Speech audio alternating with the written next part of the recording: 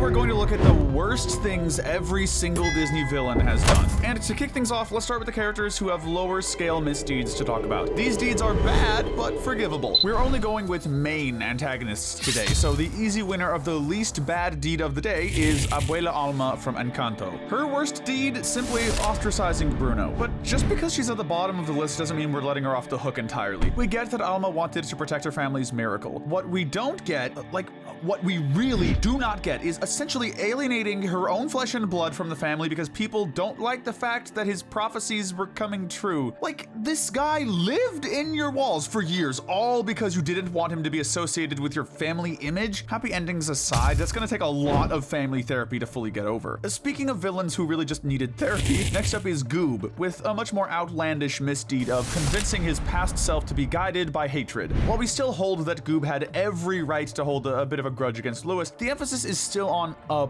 bit of a grudge. As in, not the kind of grudge that literally guides your entire life to the point where your only friend is a sentient robotic bowler hat who plans to turn the world into a post-apocalyptic nightmare. Goob was a man who was deeply hurting, apparently never getting the help he needed for his trauma. It's possible that he just wanted his younger self to stick up for himself more, something that a little bit of anger could have helped him with, but telling his inner child that the best choice he had was to let hatred rule his life, Actions, let hate be your ally, was pretty cruel, even if the fallout was unintentional. Amos Slade is next. His worst deed was good old-fashioned poaching. If we were talking about a certain other animated Slade, he'd be a lot lower on our list, but no, this guy's just an old grouch who likes hunting. There's not really anything wrong with hunting on its own, but when you're willing to trespass on a wildlife reserve to do it, maybe your hobby has gone a bit too far. To Amos's credit though, his main reason for wanting revenge on Todd so badly was the fact that their pursuit of him caused Chief to get hit by a train, suffering a broken leg as a result. It's kind of sweet that his care for his dogs was what motivated him to so much anger, but this could have also entirely been avoided if you just let go of your grudge against a literal wild animal. Still, he spared Todd in the end and seems to have genuinely changed his ways, so we won't be too hard on him here. Now let's move on to perhaps the most surprisingly low placement on our list, Fantasia's Chernabog, whose worst deed was starting an unholy rave. Now, if we were to count off-screen deeds, Chernabog would be number 1 on this list without question. The guy is quite literally the closest Disney has ever come to a literal incarnation of Satan, but as for his Disney counterpart, Chernabog basically just holds a yearly rave on Halloween and forces his followers to dance furiously in worship of him before they're all sent back to hell. We have to mention him here regardless on account of,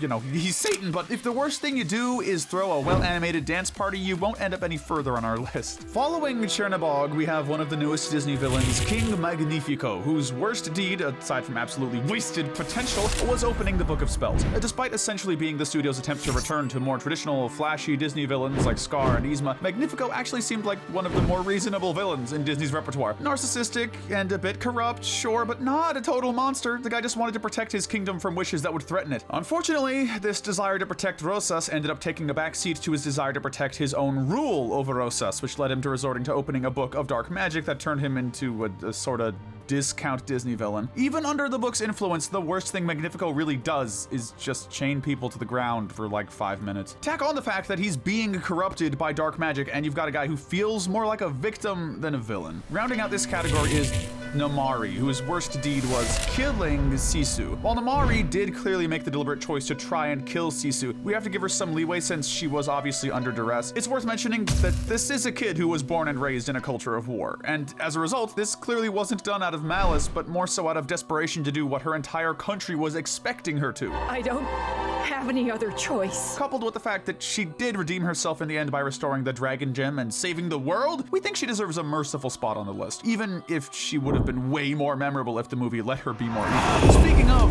more evil, it's time to move slowly but surely into the more despicable deeds on our list. These are the evil yet understandable deeds. First up, we have Edgar, whose worst deed was trying to abandon cats. Okay, let's just look at this one objectively. I know cats are cute, and we're not about to defend Edgar for attempting to dump them in a river or abandon them in a foreign country. However, put yourself in his shoes. Imagine you've dedicated most of your life to serving this wealthy woman. You're basically part of her family at that point. Now, furthermore, imagine that she's decided to leave all her money and assets to her pet cats, who could not do anything with them anyway. Call me crazy, but I don't really think his frustration was unreasonable. Just, you know, the whole being willing to drown cats thing took stuff a few steps too far, especially since he didn't even directly talk about his grievances with her. Understandable does not equal excusable. Next up, we have the aliens from Chicken Little, whose worst deed was global terrorism.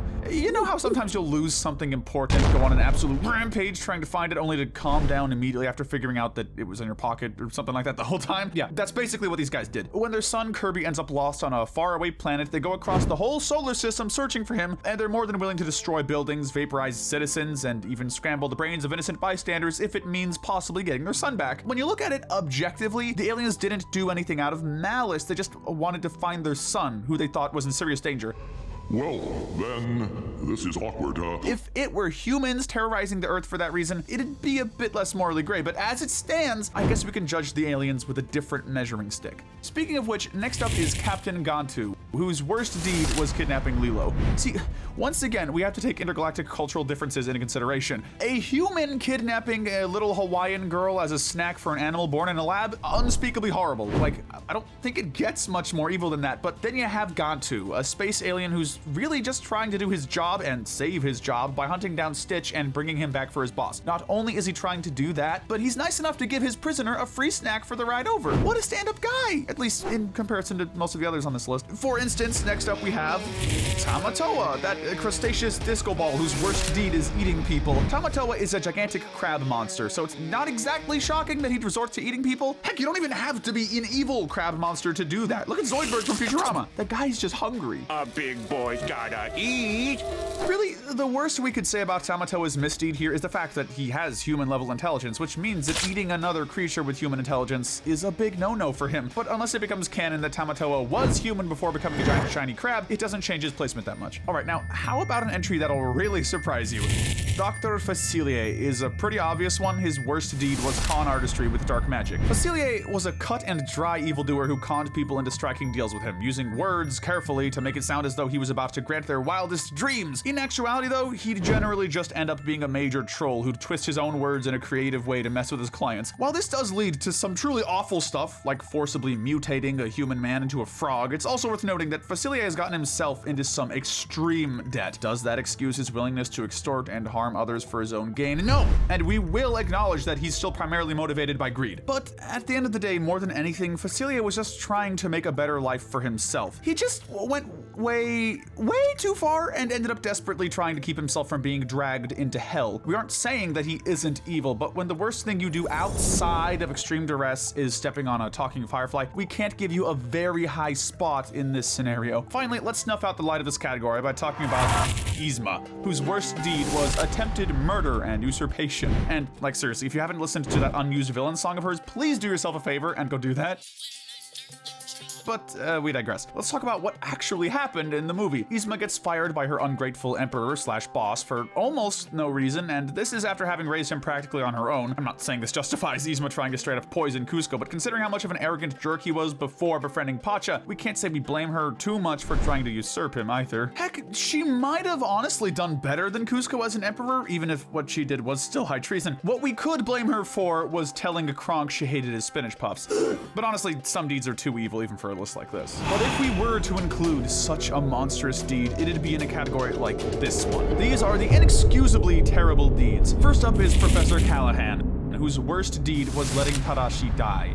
We were strongly considering his attempts to murder Cray as a better candidate for this list, but then we considered the fact that Callahan did all that for revenge. When someone allows your daughter to be stranded in space for years, of course you're gonna want some payback. It's much more despicable to let one of your most loyal pupils die a preventable death in a burning building when he was exclusively there to help save you. To his credit, he did feel remorse for what he'd done later on, but frankly, that's too little too late. It takes a special kind of evil to let someone who looks up to you that much die when you have the means to easily prevent that death, and to go further by telling his kid brother that it was his mistake that he died, even if he wasn't the one to pull the trigger. Callahan's grief made him pretty cruel, and we're glad he's got plenty of time to reflect on it. Jafar is up next. His worst deed is getting Gazim killed. We had to go a little bit back and forth on whether his case of attempted usurping was worth mentioning, but as bad as that was, we're giving the upper hand to his first on-screen action in the movie. Gazim is that short, pudgy thief who meets up with Jafar at the beginning of the movie, and if that rings a bell, you probably already know why we picked his demise as Jafar's lowest point. He ends up being devoured by the Cave of Wonders as a result of his cooperation with Jafar. As much of a lowlife as the little guy was, Jafar still completely used Gazim as nothing more than bait to try and fish out the genie's lamp, and while he was rightfully freaked out by his death, he basically saw it as more of an unfortunate business expense than anything else.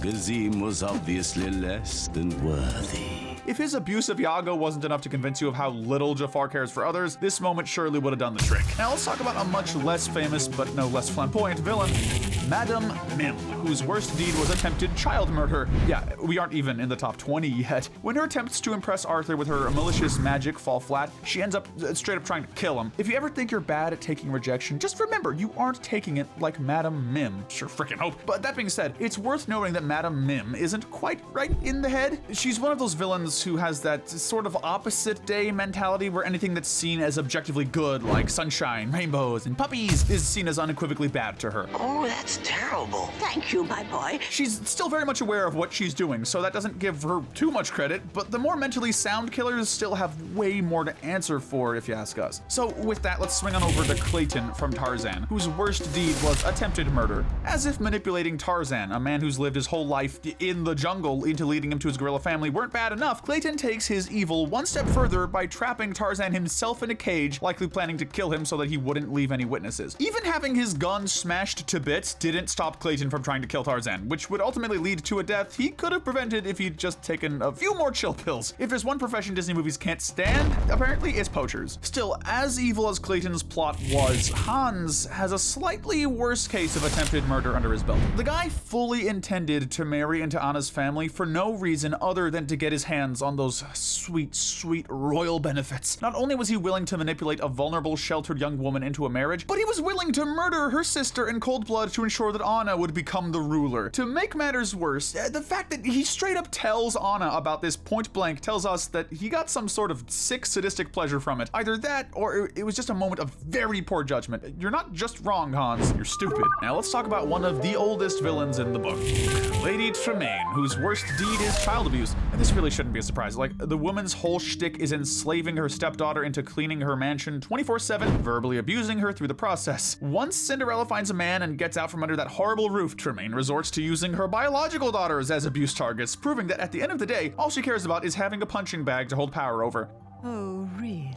While she's one of the smaller scale villains in Disney's lineup, the fact that her cruelty isn't based on supervillainous ambitions makes it feel all the more cutting. Now it's time to move on to the man who single-handedly keeps the egg industry afloat.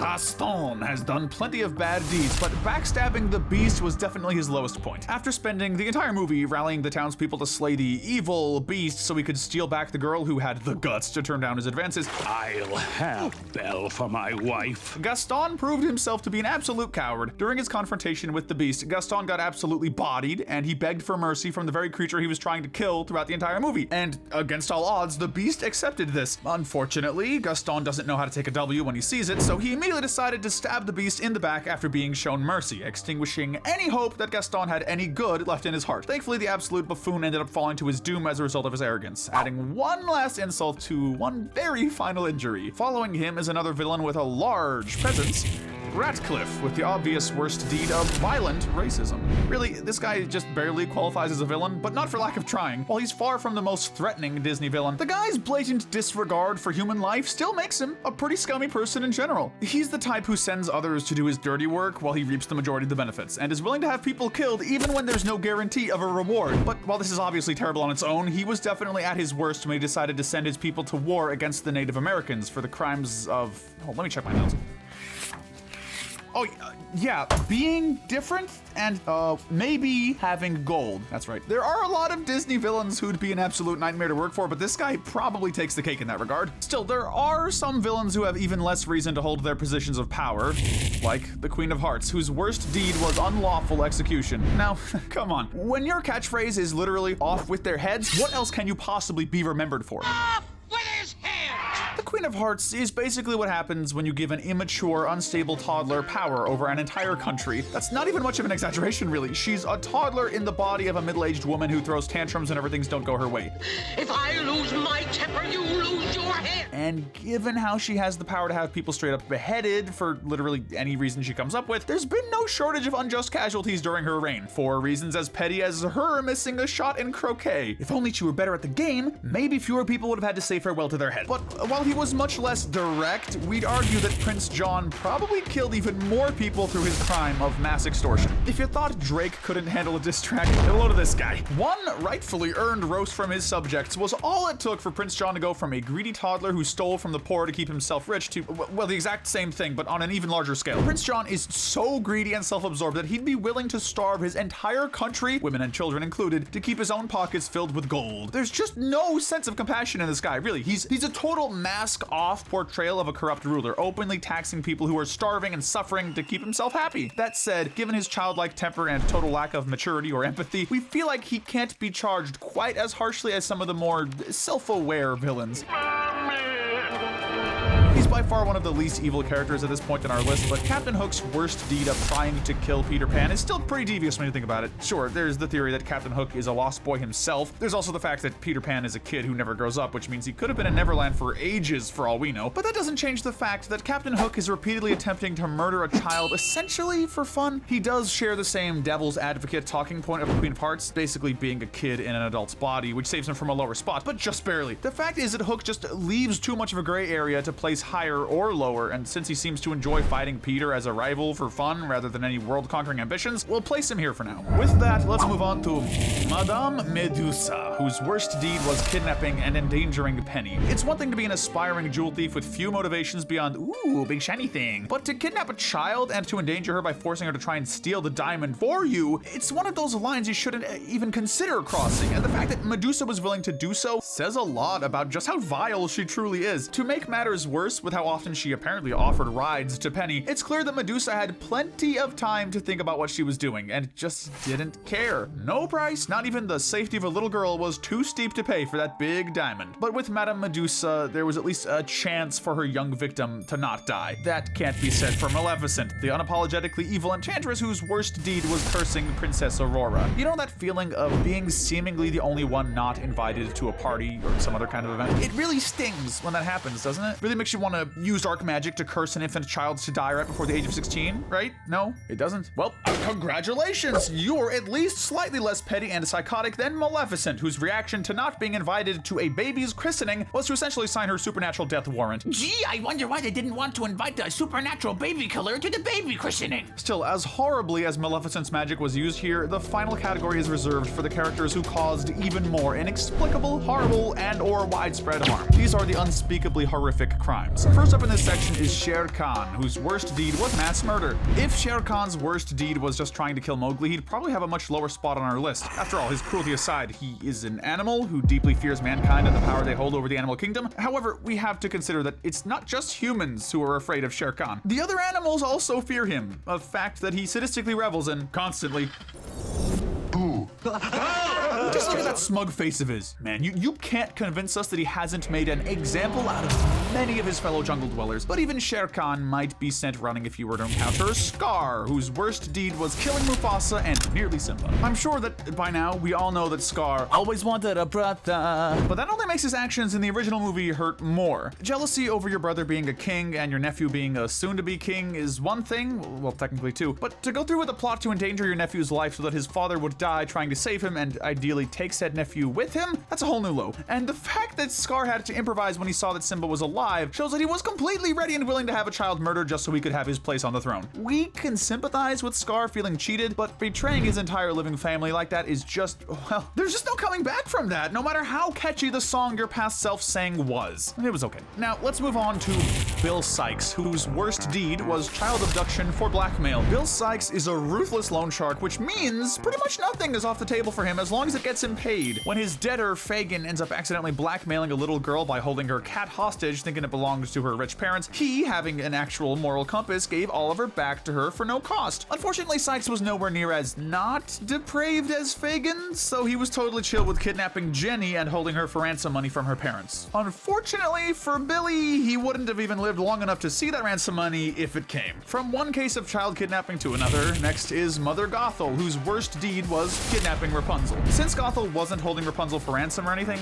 and at least she did the bare minimum to care for her in general, we were at least a little bit tempted to place her lower than Sykes. But honestly, after considering it, what Gothel did was kind of even worse. In Sykes' case, he fully intended to give Jenny back to her parents as long as they had paid off Fagin's debts, finishing his work for the time being. Gothel, on the other hand, wasn't out for money or anything. She just kidnapped Rapunzel to use her magical hair as an anti-aging treatment. This woman literally deprived Rapunzel of almost 2 decades of life just so she could use her as a skincare regimen. Let's just thank our lucky stars that Yzma didn't find Rapunzel instead. Poor kid would have never gotten out of that tower. Mayor Bellwether is up next with a little deed we like to call Predator Gate. Zootopia might not have the most impressive twist villain, but it certainly has one of the most convoluted. Bellwether is so vehemently racist towards predators that she resorted to commissioning some Breaking Bad fans to create a drug that turned them into mindless killing machines. This would lead to the predators committing violent, unstoppable crimes which would destroy their public image, enable her to sabotage her boss, and take his place as the mayor. Had she not been caught, Bellwether would have turned the world more against predatory animals than they'd ever been before, assuring that people like Nick would continue to be led astray for years to come. For the sheer gravity of Bellwether's misdeeds, we had to place her pretty low, even if she was only evil on screen for like 5 minutes. But although it's not on as large of a scale, the evil queen's worst deed was attempted child murder,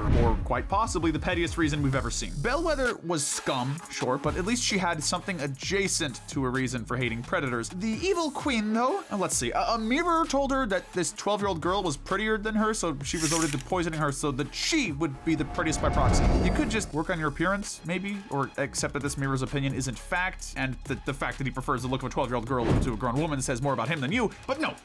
Child murder it is, I guess. It's hard to think of a more pure-hearted target to try and torment, but Oogie Boogie took on that challenge by torturing Santa Claus. It shouldn't be a surprise that Oogie Boogie ended up this low. Like, the guy's so creepy that he's an outcast in Halloween Town, of all places. Still, being touted as only the second scariest creature in Halloween Town isn't enough for Boogie, so when the elusive Sandy Claus is delivered right into his clutches, Oogie Boogie decides to try and up his evil score by torturing the poor guy. Being a true opportunist, Oogie Boogie also considers the possibility that Jack would come to retrieve Santa, so he's probably planning another act of torture as well. But if we had to choose between Oogie Boogie's torture of one man or Ursula's con artistry and torture of poor, unfortunate souls, yeah, the choice is pretty clear. Ursula and Ariel have a lot in common. Really, they both love collecting, and no, that's about it, isn't it? The difference is that while Ariel likes collecting human relics and trinkets, Ursula likes to collect the souls of naive mer people who fail to collect this sea witch's debts. While this could be excused as a business expense, albeit quite a horrific one, it's clear by her attempted sabotage of Ariel that she never intends for her clients to fulfill their end of the bargain. That tells us that she just has a weird interest in collecting people's souls and keeping their bodies as decorations in her garden. At least Facilia was in actual danger, girl. What's your excuse? If you think those souls were poor and unfortunate, Nalo's victims got an even more raw deal. He's guilty of sinking the island of Motofetu. Well, we don't actually see Nalo until the post-credits scene, which, like, can you blame me for not expecting Moana 2 to have one of those?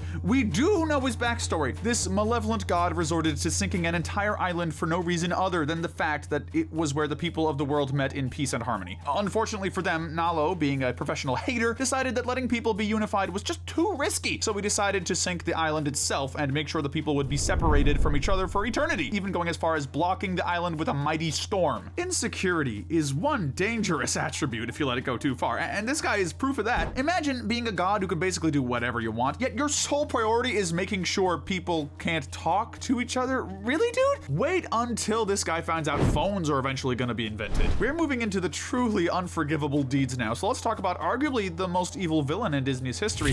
The Horned King does not fit in with the rest of Disney's villain lineup, nor does his crime of attempted mass necro-slavery. That's right, this guy's crime is so wild I had to make up a term for it. Even if we were to ignore the fact that he was willing to threaten goblins, animals, and children alike should they hesitate to do his bidding, this man was trying to raise an army of undead creatures for the sole purpose of terrorizing the earth and becoming a god among mortals. The Horned King doesn't have anything even close to a moral compass, which simultaneously makes him a clear choice for one of Disney's most evil villains, and a character whose plan still falls just shy of the worst moments of the slightly more human villains. For example, take Percival McLeach from The Rescuers Down Under, whose worst deed was attempted child murder. Even if Percy here hadn't tried to kill Cody to ensure that there weren't any witnesses to all of his crimes, we still think he'd end up around this low on our list. This guy was willing to abduct and torture a little boy just so he could hunt down an endangered bird and sell it. Disney has a lot of evil poachers in its film catalog, but this guy is by far the most depraved of them. To do all of that to a child and ultimately decide it's worth letting him be mauled to death by crocodiles to ensure he doesn't tell anyone is pure evil on a whole nother level. And we've still got 6 more horrific moments to cover. Let's move right along by talking about the rightly named Kruella Deville,